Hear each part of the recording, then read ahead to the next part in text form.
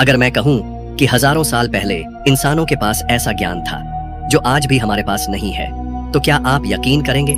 मिस्र के पिरामिड, भारत के मंदिर और माया सभ्यता की मशीनें, क्या ये सब सिर्फ इत्तेफाक हैं? या फिर हमारी प्राचीन सभ्यताएं वास्तव में इतनी विकसित थी कि आज का विज्ञान भी उनके आगे छोटा पड़ जाए? तो तैयार हो जाइए, क्योंकि आज हम जानने वाले हैं उन 10 प्राचीन टेक्नोलॉजी के बारे में जो विज्ञान के लिए आज भी एक रहस्य है। नंबर 1, तक्षशिला और नालंदा की नैनोटेक जैसी विज्ञान प्रणाली। सभ्यता की शुरुआत में जब मानव बस जीने की कोशिश कर रहा था, तब भारत की धरती पर ऐसी ज्ञान की रोशनी जल रही थी जिसे आज की आधुनिक टेक्नोलॉजी नैनो टेक्नोलॉजी कहती है। हम बात कर रहे हैं तक्षशिला और नालंदा जैसी प्राचीन विश्वविद्यालयों की, जहां हजारों साल पहले ऐसे रहस्यमय विज्ञान की पढ़ाई होती थी जो आज के साइंस की सीमाओं को भी चौंका दे। उस दौर के ग्रंथों में सूक्ष्म तत्वों की चर्चा है, यानी ऐसे बारीक कण जो न सिर्फ हमारे शरीर में ऊर्जा का प्रवाह नियंत्रित करते हैं, बल्कि हमारे मानसिक, आध्यात्मिक और भौतिक स्वास्थ्य को भी प्रभावित करते हैं। आज जब क्वांटम फिजिक्स और नैनो पार्टिकल्स की बात होती है, तो एक बार लगता है कि जैसे ये बातें तक्षशिला के किसी प्राचीन शिक्षक की कक्षा से निकलकर ही विज्ञान की प्रयोगशालाओं तक पहुंची हों। नालंदा विश्वविद्यालय में पढ़ाई जाने वाली गणना प्रणाली में त्रिकालदर्शी गणित का उल्लेख मिलता है। एक ऐसा विज्ञान जो भूत, वर्तमान और भविष्य तीनों की गणना करने की क्षमता रखता था। इसमें ज्योतिष सिर्फ भाग्य जानने का साधन नहीं था, बल्कि उसे खगोलीय गणनाओं और भौगोलिक उन्नयन से जोड़कर समय की गहराई में झांकने का यंत्र माना जाता था। तक्षशिला में चिकित्सा, धातु कर्म और जीवन ऊर्जा पर आधारित जो ज्ञान दिया जाता था, उसमें प्राण नाम की उस शक्ति की बात होती थी जो शरीर के सूक्ष्म स्तर पर हर कोशिका को नियंत्रित करती है। यह समझ इतनी गहराई तक जाती थी कि वहां के छात्र ये जानते थे कि शरीर में कौन सी धातु, कौन सी जड़ी बूटी या कौन सी ध्वनि शरीर के सूक्ष्मतम स्तर को कैसे प्रभावित करती है। और आज जब नैनो मेडिसिन की मदद से कोशिकाओं में दवाएं पहुंचाई जा रही हैं, तो सवाल उठता है, क्या ये ज्ञान वास्तव में नया है या हम बस उन्हीं पग चिन्हों पर चल रहे हैं जो हमारे पूर्वज हजारों साल पहले छोड़ गए थे? Number 2, Baghdad battery. साल था 1938 का। बगदाद के पास एक पुरातात्विक खुदाई के दौरान एक रहस्यमयी चीज सामने आई।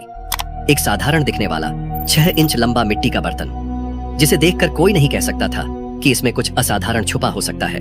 लेकिन जब वैज्ञानिकों ने ध्यान से देखा तो उनकी आंखें खुली की खुली रह गई। उस बर्तन के अंदर एक तांबे की रॉड और लोहे का पतला सिलेंडर था, और इन दोनों के बीच ऐसा पदार्थ पाया गया जो एसिड जैसा प्रतीत हो रहा था। शुरू में तो सभी ने इसे किसी धार्मिक या रस्म से जुड़ी वस्तु समझा, लेकिन जब जर्मन पुरातत्वविद विल्हेल्म कोनिग ने इसका विश्लेषण किया तो उनके दिमाग में एक क्रांतिकारी विचार आया। क्या ये प्राचीन बैटरी हो सकती है? उन्होंने इस सिद्धांत पर काम किया, और जब इसमें सिरका या नींबू का रस जैसा एसिडिक लिक्विड डाला गया तो इसने सच में बिजली पैदा की। अब सवाल ये उठता है, 2000 साल पहले लोग बिजली का क्या करते थे? क्या वे इलेक्ट्रोप्लेटिंग करते थे, यानी धातु पर सोने या चांदी की कोटिंग? या उनके पास कोई ऐसी तकनीक थी जो आज भी हमारी समझ से बाहर है? या फिर ये कोई धार्मिक उपकरण था जिससे झटके देकर दिव्य शक्ति का आभास कराया जाता था? इन सवालों के कोई ठोस जवाब नहीं मिले हैं, लेकिन बगदाद बैटरी आज भी इस बात का इशारा करती है कि हो सकता है हम अपने अतीत को कम आंकते हैं। हो सकता है कि प्राचीन सभ्यताओं के पास वो ज्ञान था जिसे हमने समय के साथ खो दिया। नंबर 3, पिरामिड की ऊर्जा प्रणाली। कहते हैं हर पत्थर अपनी एक कहानी कहता है, लेकिन अगर वो पत्थर ग्रेट पिरामिड ऑफ गीजा का हिस्सा हो तो वो कहानी एक रहस्य बन जाती है। हम सब ने स्कूल में यही पढ़ा था कि पिरामिड एक मकबरा था, एक विशालकाय कब्र। लेकिन अगर मैं कहूँ वो सिर्फ एक दिखावा था और असली मकसद कुछ और था, कुछ ऐसा जो आज भी साइंटिस्ट्स को रातों की नींद नहीं लेने देता। ग्रेट पिरामिड की जिस किंग्स चैम्बर को हम महज एक कक्ष समझते हैं, वो पूरा सॉलिड ग्रेनाइट से बना है। वही ग्रेनाइट जो न सिर्फ सख्त होता है, बल्कि उसमें पाइजोइलेक्ट्रिक प्रॉपर्टीज होती है, यानी वो दबाव में ऊर्जा उत्पन्न कर सकता है, और वो भी एक खास तरीके से। पिरामिड के अंदर की दीवारें जमीन से ऊंचाई और हर कोण इस तरह से सेट है जैसे कोई एंटीना या एंशिएंट वायरलेस एनर्जी डिवाइस हो। कुछ साइंटिस्ट्स और रिसर्चर्स दावा करते हैं कि ये पिरामिड एक पावर प्लांट था जिसका उद्देश्य था ऊर्जा को इकट्ठा करना, फोकस करना और फिर उसे ट्रांसफर करना। और यही कारण है कि ग्रेट पिरामिड सिर्फ एक मकबरा नहीं, बल्कि एक रहस्यमय ऊर्जा मशीन था जो मानव सभ्यता की उस तकनीकी ऊंचाई की गवाही देता है जिसे आज भी हम पूरी तरह समझ नहीं पाए हैं। नंबर 4, उड़ने वाले विमान। कल्पना कीजिए, हजारों साल पहले जब इंसान धरती पर चलना ही सीख रहा था, तब आसमान में कुछ ऐसी चीजें उड़ रही थीं जिनका जिक्र आज भी हमारी सभ्यताओं के सबसे पुराने ग्रंथों में दर्ज है। उन्हें विमान कहा गया, लेकिन ये कोई साधारण उड़ने वाले यंत्र नहीं थे। ये थे धातु से बने अद्भुत तकनीक से चलने वाले ऐसे वाहन थे जो सिर्फ हवा में ही नहीं बल्कि पानी के नीचे और अंतरिक्ष की गहराइयों में भी सफर कर सकते थे। रामायण, महाभारत और विशेष रूप से संस्कृत ग्रंथ विमानिका शास्त्र में इन विमानों के डिटेल्ड डिजाइन, निर्माण प्रक्रिया और ऑपरेशन तक की जानकारी दी गई है और बताया गया है कि ये विमान मंत्र शक्ति, सौर ऊर्जा और कुछ रहस्यमय गुरुत्वाकर्षण रोधी शक्तियों से चलते थे। कुछ विमानों के नाम तक बताए गए हैं: शकुना विमान, सुंदर विमान, रुक्म विमान, जिनकी संरचना, विंग्स की दिशा और यहाँ तक कि पायलट की सीट तक का वर्णन मिलता है।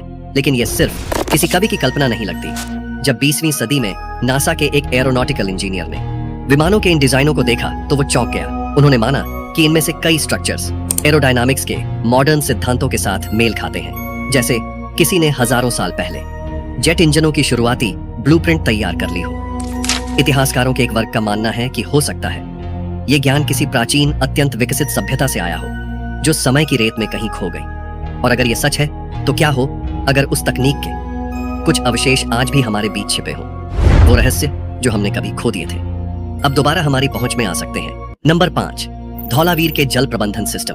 तपती हुई धरती, चारों तरफ बेजान रेत और उसी के बीच छिपा है हजारों साल पुराना रहस्य। जहां आज सन्नाटा है, कभी वहां एक उन्नत सभ्यता की गूंज सुनाई देती थी। इसका नाम है धौलावीरा। ये सिर्फ एक प्राचीन शहर नहीं था, बल्कि सिंधु घाटी सभ्यता की सबसे उन्नत जल प्रबंधन प्रणाली का गढ़ था।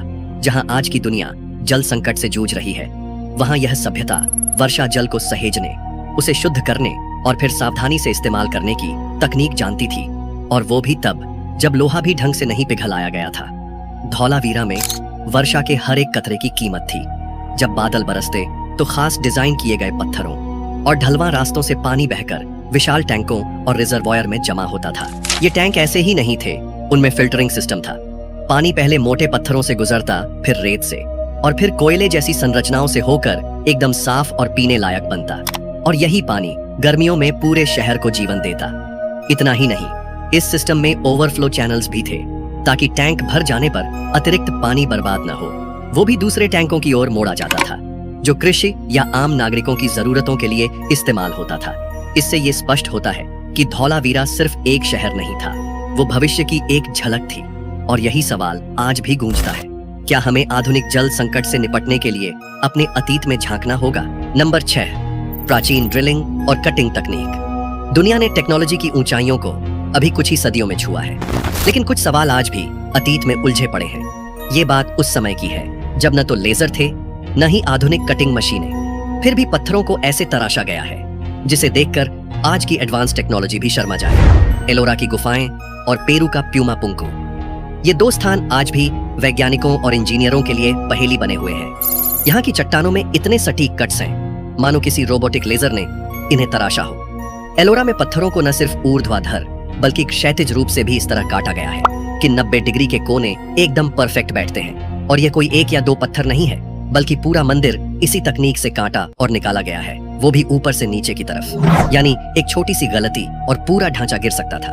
दूसरी तरफ प्यूमा पुंकू है। वहां की चट्टानें डायोराइट जैसी कठोर चट्टानों से बनी हैं, जिन्हें आज भी स्टील ड्रिल के बिना काटना लगभग असंभव माना जाता है। लेकिन इन पत्थरों पर जो कट्स हैं, वो न सिर्फ एकदम सीधे हैं, बल्कि उनमें ग्रूव्स और होल्स इतने परफेक्ट बने हुए हैं कि आज के डिजाइनर्स भी चौंक जाएं। अब सवाल ये उठता है, क्या प्राचीन सभ्यताओं के पास कोई अलौकिक तकनीक थी? क्या उनके पास ऐसी ड्रिलिंग और कटिंग तकनीक थी जिसे हम खो चुके हैं? कई लोग मानते हैं कि इन स्थलों पर साउंड वेव टेक्नोलॉजी, विब्रेशनल टूल्स या हाई फ्रीक्वेंसी एनर्जी का इस्तेमाल किया गया होगा। कुछ लोग इसे एलियन इंटरवेंशन भी मानते हैं। पर सच्चाई यही है, एलोरा और प्यूमा पुंकू जैसी जगहें हमारे अतीत के उन अध्यायों को खोलती है जिनमें विज्ञान और अध्यात्म एक साथ चलते थे, और यही रहस्य उन्हें आज भी जिंदा बनाए हुए है। नंबर 7, लाजरन बीम मिरर। इमेजिन करो, एक शांत समंदर का किनारा, दूर से दुश्मन के जहाज धीरे धीरे पास आ रहे हैं, लेकिन उनके पास पहुंचने से पहले ही एक तेज रोशनी की किरण चमकती है और देखते ही देखते जहाज में आग लग जाती है। ना कोई तीर, ना बारूद, सिर्फ सूरज की रोशनी और एक गुप्त तकनीक जिसे आज की दुनिया आर्किमिडीज का डेथ रे कहती है। यह कहानी 212 ईसा पूर्व की है, जब यूनान के महान गणितज्ञ और आविष्कारक आर्किमिडीज ने एक ऐसा हथियार बनाया जिसे आज भी लोग मानने को तैयार नहीं होते। कहा जाता है उन्होंने कई चमकदार कांस्य दर्पणों को खास एंगल में सेट किया था, और जब सूरज की रोशनी इन पर पड़ती तो वो सभी किरणें एक ही बिंदु पर फोकस होती थी। परिणाम स्वरूप लकड़ी के जहाज चंद मिनटों में जल उठते थे। सदियों तक इस कहानी को मिथक समझा गया, पर 2005 में अमेरिका की मशहूर यूनिवर्सिटी MIT के कुछ छात्रों ने इसे फिर से बनाने की ठानी। उन्होंने पुराने जमाने के जैसे दर्पण बनाए और ठीक वैसे ही सूरज की रोशनी को फोकस किया, और हैरानी की बात यह थी कि उनका बनाया हुआ लकड़ी का टारगेट कुछ ही पलों में जल उठा। तो क्या सच में आर्किमिडीज ने एक प्राचीन लेजर वेपन बना लिया था? ये एक ऐसा सवाल है जो इतिहास, साइंस और कल्पना तीनों की सीमाओं को तोड़ देता है। Number 8, ancient Chinese seismograph. हजारों साल पहले एक मशीन ने वो कर दिखाया जो आज भी हमारी टेक्नोलॉजी से परे लगता है। जब ना सैटेलाइट थे, ना सेंसर, ना ही कोई अलार्म सिस्टम, और फिर भी जब धरती कांपती थी तो एक रहस्यमयी कांस्य मशीन डायरेक्शन बता देती थी, वो भी सैकड़ों किलोमीटर दूर से। ये कोई जादू नहीं था, बल्कि विज्ञान था, जंग हेंग का विज्ञान। साल 132 AD में चीनी वैज्ञानिक जंग हेंग ने एक ऐसी मशीन बनाई जो भूकंप के झटकों को न केवल महसूस कर सकती थी, बल्कि उसकी दिशा तक बता सकती थी। इस यंत्र को कहा जाता है हुफेंग दिदोंगी, दुनिया का पहला ज्ञात सेस्मोग्राफ। इस यंत्र में 8 ड्रैगन बने थे जो 8 दिशाओं के प्रतीक थे, और हर ड्रैगन के मुंह में एक गेंद रखी गई थी। जब भी धरती में हलचल होती, वो ड्रैगन जिसके दिशा में कंपन आया होता वो अपनी गेंद छोड़ देता, नीचे रखे हुए 8 मेंढकों में से एक उस गेंद को पकड़ लेता, और इस तरह मशीन संकेत देती कि भूकंप किस दिशा से आया है। अब जरा सोचिए, आज से लगभग 2000 साल पहले जब दुनिया भूकंप को ईश्वर का गुस्सा मानती थी, तब चीन में एक वैज्ञानिक ऐसा यंत्र बना रहा था जो न केवल भूकंप को समझ रहा था, बल्कि उसकी गणना भी कर पा रहा था। ये सिर्फ एक उपकरण नहीं था, ये उस प्राचीन वैज्ञानिक सोच की मिसाल थी जो हमारी कल्पनाओं से भी आगे थी। जंग हेंग का यह आविष्कार न केवल उस युग की समझ को दर्शाता है, बल्कि यह भी दिखाता है कि इंसानी बुद्धि सीमाओं को कैसे लांघ सकती है। नंबर 9, रोम का कंक्रीट। वो इमारतें जो 2000 साल पहले बनाई गई थी, लेकिन आज भी मजबूती से खड़ी हैं। न कोई दरार, न जंग, न ही गिरने का डर। जबकि हमारे आज के बनाए पुल और इमारतें मुश्किल से 100 से 200 साल भी नहीं टिक पाते। तो क्या रोमन लोगों के पास कोई रहस्यमयी तकनीक थी? असल में रोमन कंक्रीट आज के मॉडर्न सीमेंट से कहीं ज्यादा मजबूत और टिकाऊ था। उन्होंने इसका इस्तेमाल कोलोसियम, पैंथियन जैसे महान निर्माणों में किया, जो आज भी दुनिया भर में विस्मय का कारण है। रोमन कंक्रीट की सबसे अनोखी बात यह थी कि इसमें सेल्फ हीलिंग प्रॉपर्टीज थी, यानी अगर उसमें दरारें आ भी जाएं, तो वो खुद ब खुद भर जाती थी। यह संभव हुआ वॉल्केनिक ऐश की वजह से, जिसे उन्होंने चूना और समुद्री पानी के साथ मिलाया। ये मिश्रण पानी के संपर्क में आते ही और मजबूत होता गया। आज वैज्ञानिक भी इस एंशिएंट फॉर्मूला को समझने और रेप्लिकेट करने की कोशिश कर रहे हैं, ताकि हम वैसा ही टिकाऊ और पर्यावरण संवेदनशील कंक्रीट बना सकें। नंबर 10, माया कैलेंडर और खगोलीय गणना। जब आधुनिक दुनिया अंधकार में थी, एक सभ्यता आकाश में भविष्य पढ़ रही थी। ये कोई काल्पनिक कथा नहीं है, ये माया सभ्यता की सच्ची कहानी है।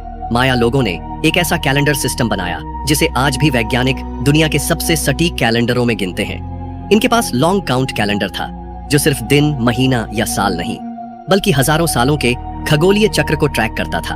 उन्होंने सौर ग्रहणों, चंद्र ग्रहणों और यहाँ तक कि शुक्र यानी वीनस जैसे ग्रह की गति को भी इतनी बारीकी से नोट किया कि आज के मॉडर्न एस्ट्रोनॉमी सॉफ्टवेयर भी उनकी गणनाओं की सटीकता देखकर चौंक जाते हैं। और ये सब बिना किसी दूरबीन के, सिर्फ अपनी आंखों और गहरी गणना विद्या के बल पर किया गया था। 2012 में जब माया कैलेंडर के अंत की बात आई, तो पूरी दुनिया में अफवाह फैल गई कि ये दुनिया के अंत की भविष्यवाणी है, जबकि सच ये था कि माया कैलेंडर का एक बड़ा खगोलीय चक्र खत्म हो रहा था और नया चक्र शुरू होने वाला था। यानी ये अंत नहीं, बल्कि एक नए युग की शुरुआत थी, ठीक वैसी ही जैसी भारतीय पंचांग में कलयुग से सतयुग की परिक्रमा मानी जाती है। इन तकनीकों को देखकर एक सवाल जरूर उठता है, क्या हमने सच में विकास किया है, या हम सिर्फ उन रहस्यों को दोबारा खोज रहे हैं जिन्हें हमारी प्राचीन सभ्यताओं ने पहले ही जान लिया था? अगर आपको ये रहस्यमयी सफर पसंद आया हो, तो इस वीडियो को लाइक करें, शेयर करें और सब्सक्राइब करना न भूलें। मिलते